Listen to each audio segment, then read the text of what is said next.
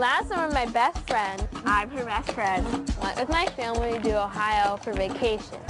When we weren't playing around, swimming, Or eating ice cream. or eating ice cream, we did a little cooking. One night we were in charge of the salad. And while we were making it, I tasted a cherry tomato. This is the best cherry tomato I've ever had.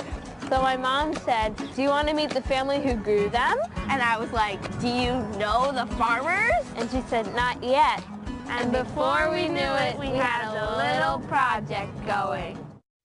We'll be talking to the director of What's on Your Plate, Catherine Gund, in a few minutes. But before that, I thought it'd be really great to talk to the kids. And really, who better to talk to the kids than our very own kid correspondent, Jane. Thank you, James. Hey, Sadie. Hey, Sophia. Hi, Jane. So, you guys are making this movie. That's pretty awesome. Thanks. Yeah, thanks. It was really fun. What do you think is the grossest thing that you found out about what people are eating?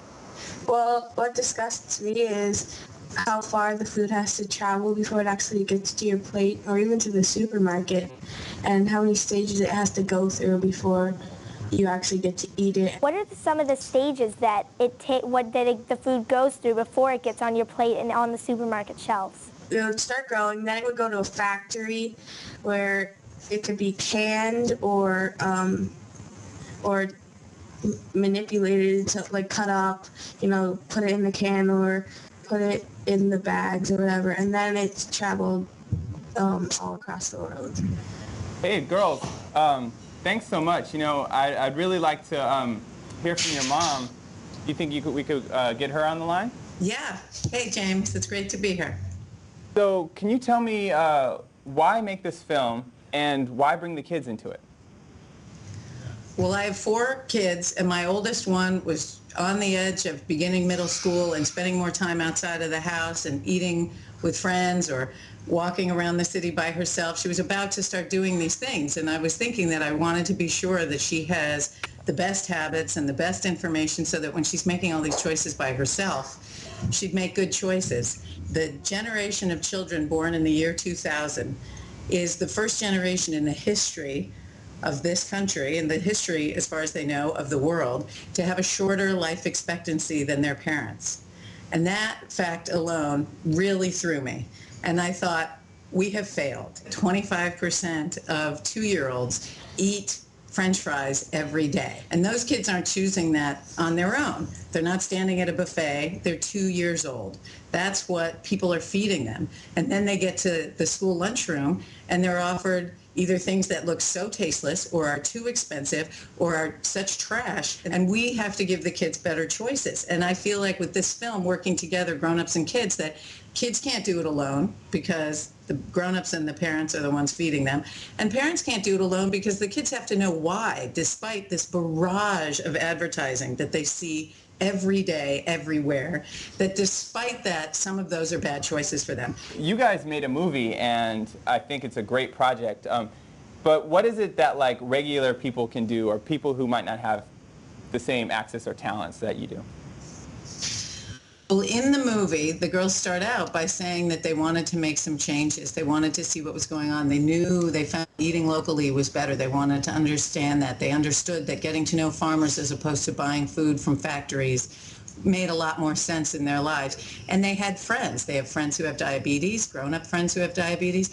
They had a grown-up friend who had a heart attack because of issues related to being overweight. So they turn to the fact that we're members of a CSA, which is Community Supported Agriculture. And it means that we're working with a bunch of families in our community to support one farm outside the city. And what we do is we pay up front at the beginning of the season, and then once a week the farm brings down whatever they have, and we split it up and take it home, and that's what we get that week. And this way the farmer knows that they're going to be able to distribute their food, as opposed to going to a farmer's market and maybe having a bad day and only selling some of their food and then giving the rest to a food shelter or whatever where they can redistribute it, but the farmer doesn't get paid. I start to wonder how much of this has to do with privilege. Like a lot of people will say, oh, well, I can't really afford to eat vegetarian, or I can't really afford to have like organic, or how much of that takes place in what you've discovered in making the film, and is addressed in the film. Eating healthy is not a privilege, it's a right. And what needs to change is the availability of food in neighborhoods, the access of people to food, to affordable, available, healthy, sustainable food. If we keep going on the path we're going, it's not going to work for anyone. So I think that people can join CSAs, people can get involved, go and see what your kids are eating at school. Just go look at what the lunch is and ask the kids what they're eating when they're not with you. And, maybe cook at home more. I always say to families, one thing you can always start to do is turn off the television and have your kids cook with you. So many people say, oh, I put on the TV so I can make dinner. So ask your kids to come in and cut up the food and cook with you and taste different things while you're cooking and become loving of food and the whole celebration and ritual and routine that can go with it. Great. It sounds like a great project, and we certainly look forward to seeing the finished product. So please keep us in the loop. We absolutely will. We have a few months left to go, and then we're hoping to have a finished piece. This is James Spooner. And this is Jane Lehoch, kid correspondent for Meet the Bloggers. Thank you very much.